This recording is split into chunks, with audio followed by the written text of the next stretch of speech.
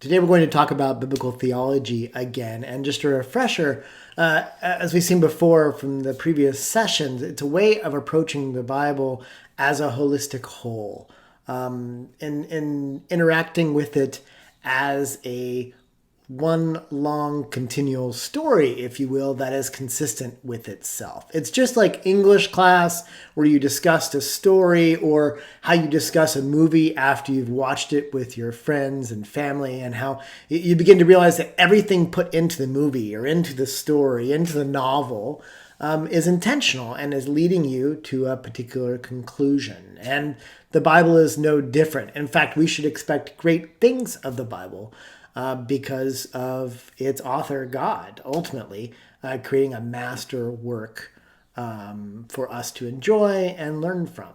And the particular window we want to look at today with biblical theology is the theme of covenants throughout the Bible. Now, we should probably start with defining a basic definition of a covenant. Usually it's a chosen relationship and a partnership where two people enter into a relationship and agreement, really. This can be two-sided, where each side offers to do something or commits to something. Sometimes it's one-sided, where one person says, I'm making a covenant with you, and the other person just sits there passively and receives it.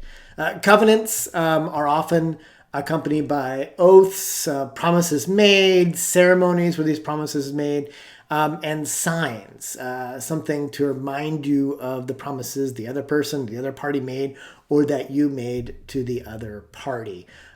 Sometimes they also contain obligations and commitments, in the sense that these commitments are relational and personal, right? They bind you to the other party, and there's some goal in mind. Think of like parenting, for instance, right? You enter into a covenant with your spouse and you raise children together, and you are working with each other to raise those children well.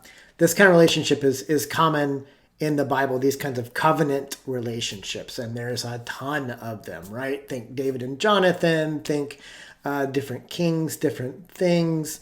There are a couple, 5 or 6 prominent covenants in the Bible, and we will go through those here in a little bit.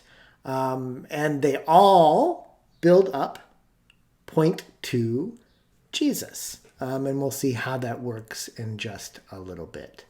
Like every good story, we have a beginning of our story, right? And most of us are pretty familiar with this story. It starts out with God creating the world and planting an orchard, a garden, if you will, in a place called Eden. And then God creates humans, creates them in his own image, we're told in Genesis 1-3, and gives them a job. Now, the word covenant isn't technically used in Genesis 1-3, but the relationship and the result is very similar. Adam and Eve are created as God's representatives, right? His ambassadors, and they're supposed to be fruitful and multiply and rule over, care for creation. And as long as they did this, they would enjoy the blessings of eternal life with God, as long as they didn't do one thing. And that one thing was eating from the tree of good and evil. And the minute they did, they would be under the penalty of death, which seems fairly easy, but humanity didn't live up to its end of the deal. Adam and Eve deceived and misled, but they choose to disbelieve God and trust their own instincts about what's right and wrong. They basically wanted to be like God, to decide on their own what was right and wrong. And so as a result, that relationship, that covenant, was fractured and humanity was plunged into sin and death. And it's something that we all tend to do, just in our nature, right? To do things that make us feel like we are in control, or that we can determine right and wrong, instead of depending on God for that. We all want to be like God. And We would all be stuck there if God hadn't stepped in and worked to repair his partnership with humans to restore that relationship through a series of subsequent covenants. Like I said, there's a number of covenants, and we're going to talk about 4 or 5 prominent ones. We started with the covenant, the Adamic Covenant, which we just talked about, where they would just be in the garden, be God's representative, and basically follow his lead, which they failed to do. Now, the next covenant we're going to talk about is what's called the Noahic Covenant. This is where God enters a former relationship with a man named Noah and all living creatures, and says that he will never again destroy all life via a flood. Instead, he's going to be working overtime throughout his covenants to fulfill the promise back from the Adamic time period. Genesis 3:15, which talks about the offspring or seed of the woman Eve coming and crushing the serpent. Basically, everything subsequent to that is waiting for that redemption. Anyway, in the Noahic Covenant, what's happened in the meantime, you can see this covenant in Genesis 8, verse 20 through chapter 9, verse 17 of Genesis. And basically, after Adam and Eve's expulsion from Eden, from the orchard or garden, it's a pretty grim story, right? Genesis 4, their firstborn kills his brother in cold blood. In Cain's line, you get a genealogy till it slows down on this guy named Lamech, who brags about killing people and getting revenge. And then you get a lot of a genealogy where there's a lot of, he lived this long and then he died. He lived this long and then he died. And you get an increase in evil until the time of Noah. And God sends a flood on the earth and wipes out everyone in an act of judgment except for Noah and his family, who are, of course, in the ark. And when he comes out, God makes this covenant with Noah. It's basically saying, I'm not going to wipe out life again. And he puts a rainbow in the sky as a sign. If you remember, I told you some of these covenants have a sign. And so the sign is a rainbow. Some people talk about it as God with putting down his bow or his weapon of judgment on the earth. So we know what the situation was. We know what the sign was. We know kind of in general what the Noahic Covenant was about.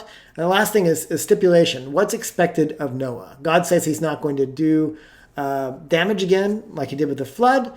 And Noah really doesn't have to do much. It's reiteration of what we had before from Adam: be fruitful, multiply, but nothing is really specific that Noah has to do per se. Covenant with Noah, going on to the next covenant, which is the Abrahamic Covenant. Now, the covenant with Noah provided circumstances, where redemption would come. In other words, judgment will not be dealt out again on a worldwide basis. But it wasn't redemptive in and of itself. It was just a general kind of covenant, and evil continues to reign in the story. You have the Tower of Babel come up and people building cities. The story gets kind of dark until you get to a man named Abraham. And God calls Abraham to leave his land and follow God wherever he leads. And he tells Abraham in Genesis 12, 15, and 17, the promise develops over time, that Abraham will become a huge family and he will inherit land. And as a result of this blessing, he will be a blessing to all the earth. So Abraham is, in effect, blessed to be a blessing. So really, the 3 parts of the Abrahamic Covenant are offspring or seed, children, land, and universal blessing. Now, the stipulations. What is Abraham required to do? Well, he's required to leave his land and follow God wherever God leads. Do what's right and just keeping the sign of circumcision. We'll talk about that just in a minute. In every generation. So this is God is calling Abraham to do this, and this is a difference than what we've seen before, right? Adam and Noah, those covenants were for everybody. This covenant seems to be just between God and Abraham specifically. So God will fulfill these promises, and Abraham just has to follow along. The sign for the Abrahamic Covenant is found in Genesis 17, 9 through 14, and it's circumcision. And it basically sets he and his family and all his males that follow him apart from surrounding cultures. It shows their future, their fertility. The blessing is all in God's hands. And so now we've gone from Adam and Moses being these Adam and Noah being these general covenants, now drawing down to a single person that God is relating to. Now, this changes in our next covenant, which is the Mosaic Covenant. Abraham, sure enough, he's had lots of children, despite not always trusting what God said. God brings it to pass anyway. He fulfills his promise to Abraham. And then Abraham's family multiplies. Eventually, brothers of a descendant of Abraham sell one of their brothers named Joseph into slavery in Egypt. There's a famine in the land. The entire set of Abraham's descendants wind up moving to Egypt. There's about 70 of them when they start. They come out several 100,000 strong 400 years later or so. And that's kind of where Exodus opens, right? It opens with Abraham's family multiplying like crazy, which is kind of what they were supposed to do before. It's really a big family. It threatens Egypt's power structures, and they become enslaved. And the Pharaoh, the king of Egypt, uses them to build stuff for him as slave labor. They cry out to God, and God hears, and God sends Moses, who is going to be how we name the next covenant, the Mosaic Covenant. Moses, to be his instrument of divine power to lead them out of Egypt, to bring his people, who now he's starting to call his son, out of Egypt. And God basically says, look, you're going to do this. And Moses says, how do I know? And Yahweh in Exodus 3:12 says, well, you're going to know when you're back here on this mountain that we're talking on and everyone's worshiping me. So that's an interesting sign. But that's literally the sign that he gives. And the stipulation here is that they have to obey all the commandments that God gives Moses. They come out of Egypt, they have their freedom, they get to the mountain they were told to go to, and they set up the relationship. God says, I will be your people, and you will be, I will be your God, and you will be my people. And this is how this relationship is going to work. And he gives Moses a long set of instructions. How to build a moving tent for God, how to live in close proximity to this massive power that God is, without being in danger of losing that distinction and dying as a result. Basically, it's how to live correctly so that you can hang out at least nearby the presence of God. And so that's great. But even the 10 Commandments that you see in Exodus 20, hardly anyone can keep even just those 10, much less these long sets of instructions. And so now we have the difference of God's expanding back out, right? God was relating to humanity in the Adam covenant and the Noah covenant. He draws down to one person in the Abrahamic covenant. and then it expands wildly back out. So that now God has a whole nation of people he's relating to and treating them as a single entity. Now, as I said, that list of rules is I would say, very difficult to keep. And so we'll see how this leads us down the path again to Jesus, as you might imagine. They leave the mountain.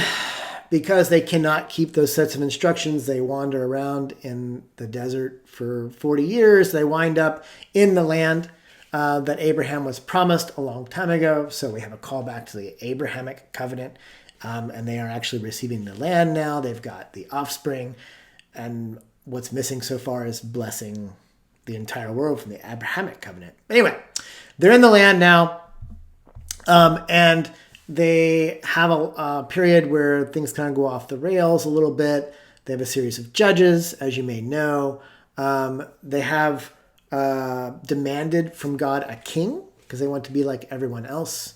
They're given one king named Saul, but he does bad things. He disobeys what God tells him to do, just like Adam and Eve did way back in the day. And so he's rejected as king, and God withdraws from him. And then God calls David, who is our next, the name of the next covenant, the Davidic Covenant. And after many, many years, David becomes a successful leader, and then eventually becomes king over time, because God sets it up that way. And then once David has set up Jerusalem, his capital city, and has brought the Ark of the Covenant, which represents God's presence, into the city with him, he's like, wait a minute, why am I, David says, why am I living in a palace and God's living in a tent? I'll build God a house. And we see the Davidic Covenant spelled out in 2 Samuel 7. He says, I'll build you a house. And God says, no. Why are you building me a house? I didn't ask for a house. I'm going to build you a house, David, instead. God establishes David as king over Israel. He tells him he'll make his name great. He'll give him a royal kingdom. And basically, says the stuff I promised Abraham will be fulfilled in you and your descendants. And one of David's descendants will build a house for God, and David's throne and his kingdom will last forever. And the really shocking part of 2 Samuel 7, where you find the Davidic Covenant, is that God says, you know how Saul disobeyed and I abandoned him? I'm not doing that with you and your offspring, your seed, your descendants. Even if whoever it is messes up, I will not leave him. I will discipline him. I will correct him. But I will be his father and he will be my son. And so there's this sonship aspect to it. But this is just crazy. And David realizes it, right? David realizes that this is kind of crazy. And so once he gets this promise, David goes into the presence of God and just sits, which is a great contrast to what he was just doing, right? Because he was like, I need to build, I need to do, I need to take care of God. And God says, no. It's never been about you. I'm going to step in and fulfill all of this myself. So just relax. And so David does. And then David says, it's crazy you made this promise, but he clings to it and asks God to fulfill the covenant and be faithful to it, which God does. Now, David's descendants are not perfect. They don't actually obey all the time what God says. And so there's this narrative longing for who the descendant is that would have an everlasting kingdom. Because if you haven't noticed, a descendant of David is not on a throne having a kingdom in Israel per se. And so we wait for that. The sign, there's not really a sign for the Davidic Covenant that I can think of. But that's that. So the Davidic Covenant winds up being one of the best expressions of grace in the Old Testament. And it so clearly points to what God's plan was all along. He knew that we could not fulfill what we were supposed to, that we would not rely on him. We would not be depending on him all the time for what we need and to determine right and wrong, that we couldn't feel the Mosaic law, and that even with the Davidic promise, he's like, I'm going to take care of this for you. So that brings us to the next one, which is often called the New Covenant. You see this in various places. This is in Jeremiah 31 through 34, Ezekiel 36, Matthew 26, Luke 22 in the New Testament. And you can kind of hear Jesus already coming into this. What happens is this New Covenant is explicitly introduced by Old Testament prophets in the context of total failure. The kings, the people, Israel, all the religious leaders, they failed to keep God's commands. Shocking, right? And so the curses of the covenant, which there were some, if you do this, if you obey, I will bless you. If you don't, I will discipline you. And all of these stipulations come into play. And so Israel gets shipped off to Babylon. But in Babylon, God says, look, I know this isn't working out. And so the way this is going to work is I'm going to come. And you will be changed. The law will be written on your hearts and you will all obey. And so it's kind of a shocking statement, right? If you think about a sign, we'll talk about that in just a minute because I think the sign is probably Jesus himself. But in terms of stipulations or requirements, there are none really, right? What God has said is, I'm going to change you so that you will obey. It's almost like, I'm trying to give an example, but it's hard to do. Basically, God says, you need to obey, and I'm just going to do it for you. And so there aren't really stipulations, which is interesting, right? Because it's not that obedience doesn't still exist. We will be obedient, and the people who are in this covenant are obedient, but it's not because of what they do. It's because they were changed by God, writing it on your hearts and changing you. So, if you haven't heard Jesus in this new covenant yet, then it should be, ringing in your ears. In Matthew 26 and Luke 22, Jesus connects his death to the new Exodus, new covenant themes from Isaiah and Jeremiah. Basically, Jesus eats the Last Supper right before he's executed, and he talks about the bread and the blood, and he's overloading the symbolism of previous covenants, and he's saying, this is the new covenant. The new covenant you heard about from those prophets in Babylon, I am fulfilling it today. It's where he talks about his whole life, and then he fulfills it when he goes and dies in our place. And it's all these covenants point to what Jesus does. If you think about it, Adam, the first man, we get told, brings sin into the world and disobeys, standing, in basically the place for all of us, and we all disobey, right? And Jesus comes along and fulfills the Adamic covenant by obeying and doing what Adam could not. The Abrahamic covenant. Abraham again and again has issues believing, has issues trusting. But Abraham is told that one of his descendants, his seed, will bless the entire world. And that's what Jesus does. So he fulfills the Abrahamic covenant. The Mosaic covenant, this whole long list of things to do, how to live right with God. Jesus fulfills all of it. Never makes a mistake, is obedient to all of the law. And Jesus talks about it when he's here. He says, I've not come to corrupt the law or change it, but I'm here to fulfill it. He himself points out that he fulfills it. And so he takes the place of Israel. It takes the place of what was demanded for the Mosaic Covenant. And the Davidic Covenant, David's explicitly told, there is one of your descendants who will have a throne and he will reign forever. And that's what Jesus is doing now.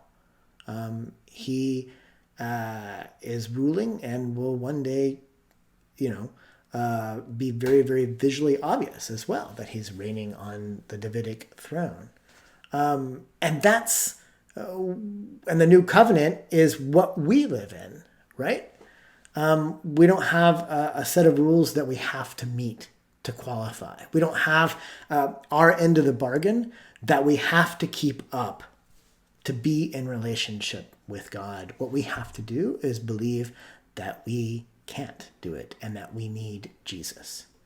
And then Jesus is faithful for all who believe, whether they're direct descendants of Abraham or Gentiles or anybody.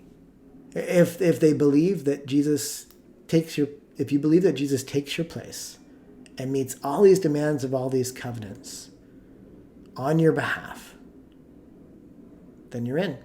You're effectively an insider.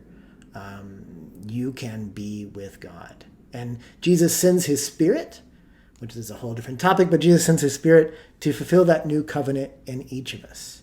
Ephesians talks about us being conformed, predestined to be conformed to be like Jesus. So we will be changed, no matter what. So the promises of that new covenant is for anyone who believes in Jesus. You will be changed from the inside out. It's a process that will continue your whole life and won't be completed until the next life. But that's why we have hope. So we can see the sweep of all of these covenants and the consistency of God, even as he reveals more and more how he's going to take care of the situation that presented itself, the problem that presented itself with Adam and Eve and in the garden. He's like, I'm going to fix it. I'm going to fix it. I'm going to fix it. And here's how. Let me explain more. Let me explain more. And all those covenants point to Jesus. And so do we. So do our lives. All those covenants, all the people that lived before, we hear about Hebrew 11, they look forward to Jesus. And we look back to what Jesus has done. So we're all looking in the same direction. The story finds its center, as it always does if the Bible, in Jesus' redemptive act. And that's what I love about the story of Luke 24. Jesus is raised from the dead and he walks along this 5-6 mile road with two of his disciples, and they're leaving Jerusalem, apparently possibly giving up.